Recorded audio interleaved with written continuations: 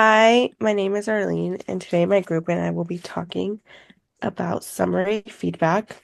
So, summary feedback in motor learning is when a person gets feedback after several attempts at a task or a skill, and today we'll be talking about the different components and the different types of feedback.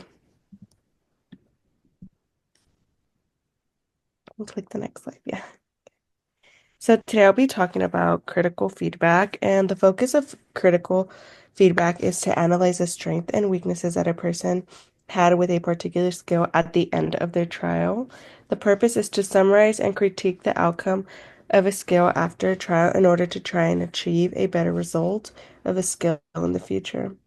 For example, an example of critical feedback would be a coach telling a player how to fix her serving skills by following through with a complete swing after the first trial rather than the player having to go through 20 trials and then letting her figure it out on her own or at the end of that.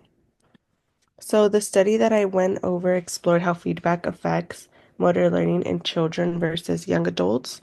So it was 20 children and 20 adults. They practiced a specific arm movement, and each group was split in half.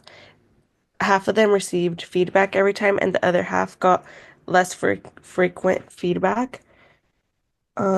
The results showed that all participants improved, but the results were different between age groups. So, adults who received less feedback actually performed better later on, and children, on the other hand, needed more consistent feedback to do well on the skill.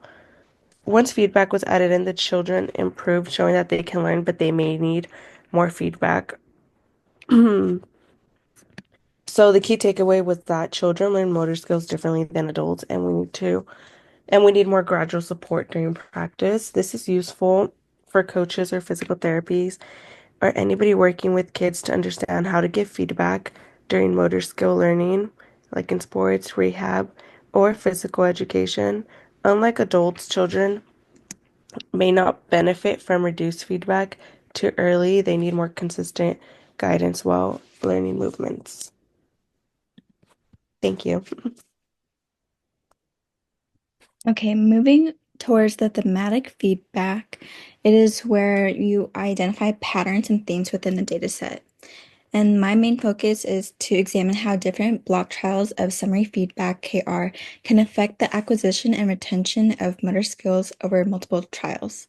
So with this, the help of from the article Vera et al., they focus on how the timing and frequency of KR influence the learner's performance of self-correcting to improve their motor skill retention. This could be using feedback after either every trial or after every few sets of trials.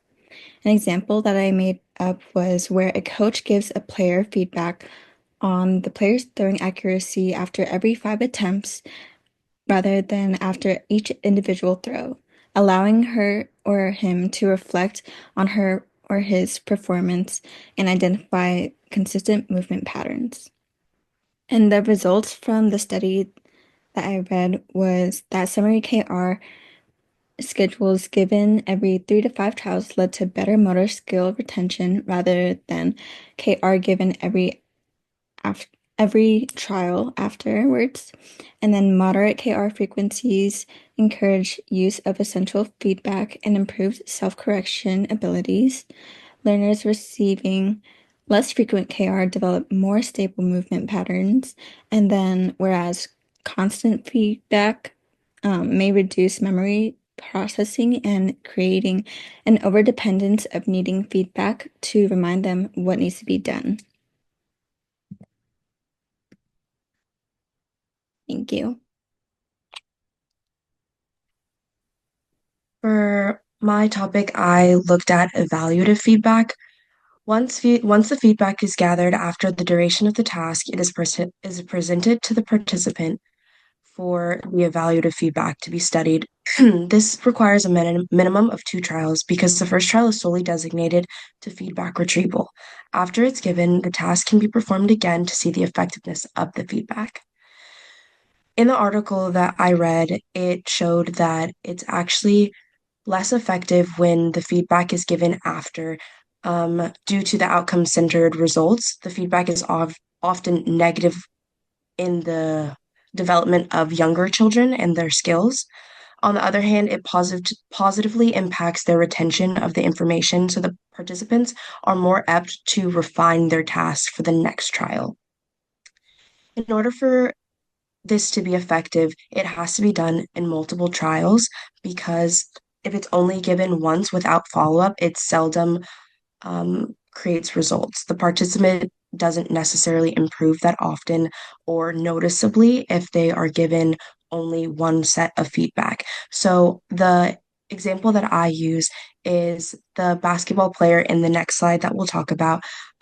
They will go into a meeting and have their shooting coach tell them exactly what they need to do to refine their techniques. And this will happen over, let's say, the entire season. So this athlete can refine each piece of the skill until they finally get it right.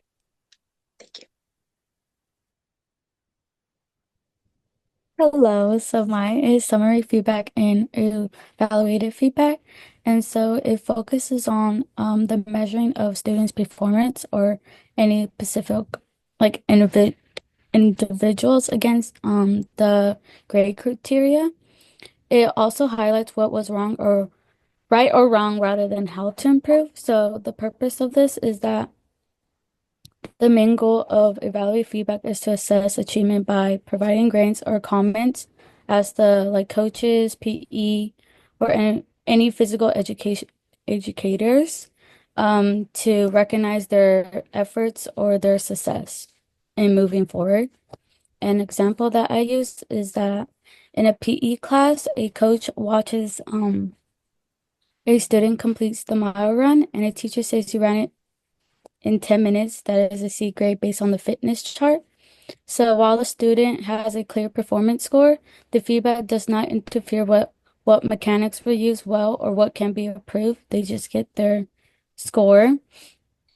And a result for this is that a study by Gamala from 2015 used a qualitative analyst, and according to her article, that evaluative feedback can boost motivation through recognition. So it can help motivate the students in a short term by validating their efforts and achievements, but it also lacks depth in guiding students towards how to improve their learning and performance in any skills or what they become, especially in the mile run.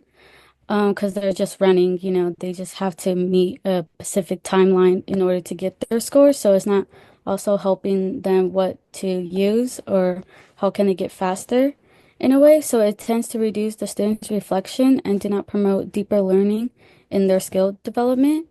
And overall, it leads to a static review of performance. So it limits a student's ongoing growth and learning. And thank you. For this study, the style it mainly focused on was the use of augmented and executive feedback in the context of summary feedback.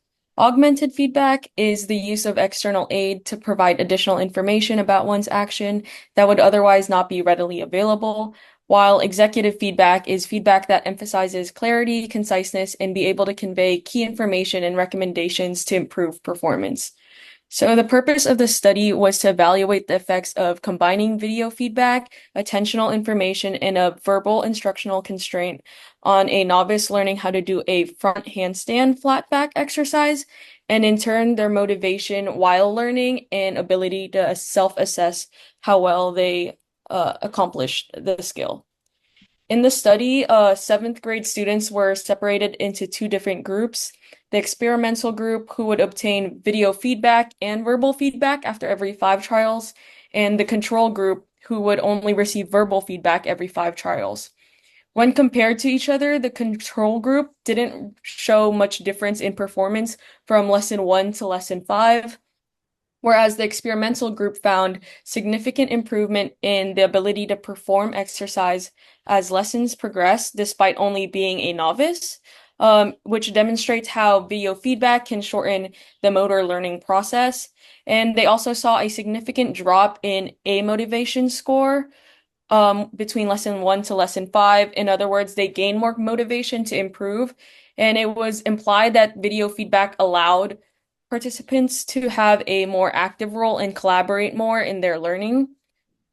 And then the last thing that they found was that there was a rapid improvement in self-assessment by the second lesson, which indicated the ability to associate intrinsic feedback from proprioception with attentional focus, which I think was the most significant finding in the study since it illustrated how intermittent or summary feedback helped mitigate reliance on video and verbal feedback for assessment of their movement. Thank you. And then these were our references.